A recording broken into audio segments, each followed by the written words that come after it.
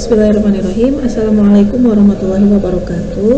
Perkenalkan, saya Amani, terafiliasi dari program studi hukum Islam di UIN Sunan Gunung Jati Bandung. Sekarang sedang melaksanakan tugas dari Profesor Anton berkenaan dengan tugas akhir. Di sini saya akan mendiseminasikan tentang modernisme Islam dalam bidang manajemen bisnis syariah. Artikel ini sudah publish di jurnal Al-Idaroh, yang mana penelitian ini dilakukan oleh saya bersama rekan dosen dan mahasiswa yang lainnya. Modernisme Islam dalam bidang manajemen bisnis syariah itu telah menjadi topik yang sangat relevan dan menarik dalam era globalisasi dan perkembangan teknologi yang semakin canggih dan cepat. Dalam konteks ini, inovasi dan adaptasi dengan teknologi dalam bisnis syariah modern menjadi sangat penting dalam proses peningkatan efisiensi dan produktivitas. Oleh karena itu, dalam pembahasan ini kita akan mengupas tentang inovasi dan adaptasi teknologi dalam bisnis syariah modern serta peran etika dalam pengelolaan manajemen bisnis syariah. Inovasi dan adaptasi teknologi dalam bisnis syariah di era globalisasi ini sangat berpengaruh untuk kemajuan bisnis itu sendiri, di mana segala sesuatu dapat kita akses melalui platform digital. Begitu pula dengan perkembangan bisnis yang harus bisa menyesuaikan dengan perkembangan zaman yang ada demi kemajuan bisnis yang dikelola. Para pengusaha dan perusahaan harus selalu memantau perkembangan yang sangat signifikan di era globalisasi ini, terutama dari segi teknologi yang semakin hari tentunya semakin canggih. Di samping itu, peran etika sangat penting juga dalam pengelolaan manajemen bisnis syariah. Etika bisnis Islam berfokus pada nilai-nilai moral dan spiritual yang terikat dengan kehidupan bisnis. Dalam manajemen bisnis syariah, etika bisnis Islam harus dikuasai dan diintegrasikan oleh setiap perusahaan dan pengusaha dalam setiap kegiatan bisnisnya.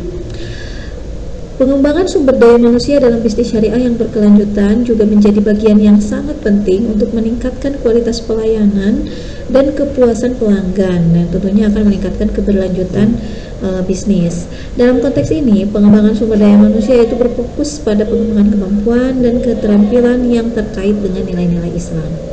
Tujuan dilakukannya penelitian ini yakni untuk mengetahui bagaimana proses pengembangan bisnis syariah ini dalam era globalisasi dengan meningkatkan inovasi teknologi dan meningkatkan sumber daya manusia, serta bagaimana peran penting etika bisnis Islam dalam penerapan dan pengelolaan bisnis syariah. Kemajuan apa saja yang dapat dicapai dalam pengembangan ini dan bagaimana kesimpulan yang dapat kita ambil nantinya. Dari kajian pustaka yang kami ambil dapat dilihat bahwa hasilnya dan beberapa poin penting yang akan disampaikan di pembahasan yang akan kita lakukan selanjutnya. Oke. Untuk definisi modernisme Islam, pertama, modernisme Islam ini merupakan suatu konsep yang berkaitan dengan hubungan manusia dan lingkungan sekitarnya pada zaman modern.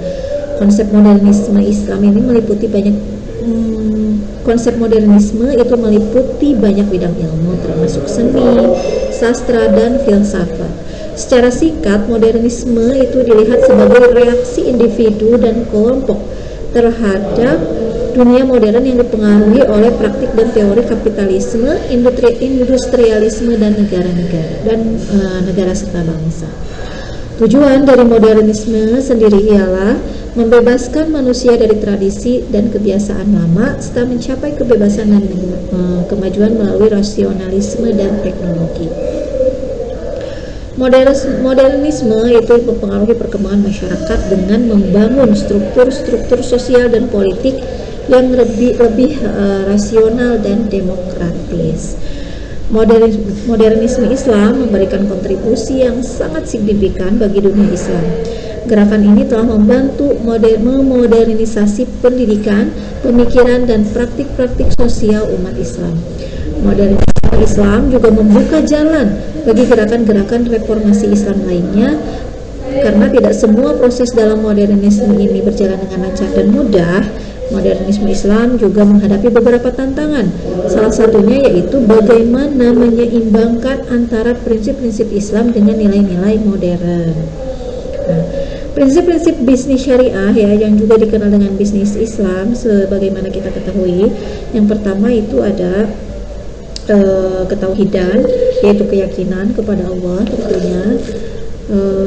Kedua yaitu tawazun dalam artian keseimbangan, di mana bisnis syariah menekankan keseimbangan antara kepentingan individu dan masyarakat. Ketiga yaitu kebebasan berkehendak ya. Selanjutnya yang keempat adalah tanggung jawab. Namun ditarik lagi dari prinsip-prinsip dasar tadi gitu ya, menjadi sebuah prinsip utama yang dijadikan landasan dalam modernisme di dalam Islam. Yang pertama adalah ijtihad, kemudian ilmu pengetahuan, selanjutnya reformasi sosial dan pluralisme pemikiran.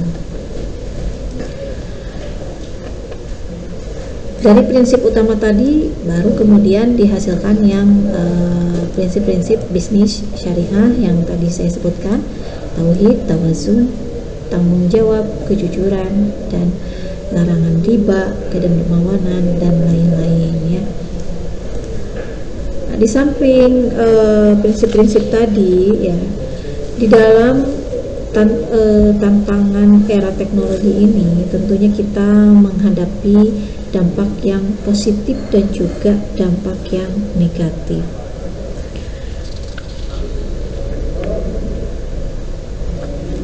Akhir dari revolusi teknologi dan industri yang dikenal sebagai era 4.0, juga dikenal sebagai revolusi industri keempat, itu menampilkan transformasi besar-besaran yang menuju digitalisasi, otomatisasi, dan integrasi teknologi canggih. Era ini dimulai dengan kemajuan besar dalam teknologi digital. Perkembangan ini merupakan lanjutan dari perkembangan revolusi ketiga yang dikenal dengan penggunaan elektronik dan teknologi. Ada beberapa karakteristik utama dari revolusi industri 4.0 ini. Yang pertama itu ditandai dengan adanya digitalisasi, semua elemen fisik dan integrasi ke dalam ekosistem digital, kecerdasan buatan dan pembelajaran mesin yang memungkinkan mesin untuk mempelajari, beradaptasi, dan bertindak secara mandiri. Kemudian kemajuan robotika membawa otomatisasi ke level yang lebih tinggi dan memungkinkan mesin untuk melakukan tugas yang lebih kompleks dengan efisiensi yang lebih tinggi.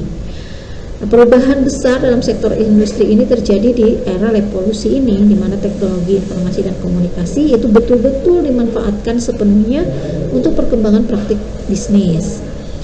Pada era ini, model bisnis mengalami perubahan besar yang tidak hanya dalam proses produksinya saja, tapi juga pada seluruh rantai nilai industri. Ada juga yang disebut dengan Internet of Things yang merupakan komponen terpenting dalam era revolusi industri sekarang ini. Kecerdasan buatan ini memiliki kemampuan untuk menghubungkan dan memudahkan proses komunikasi antara mesin, perangkat, sensor, dan lainnya.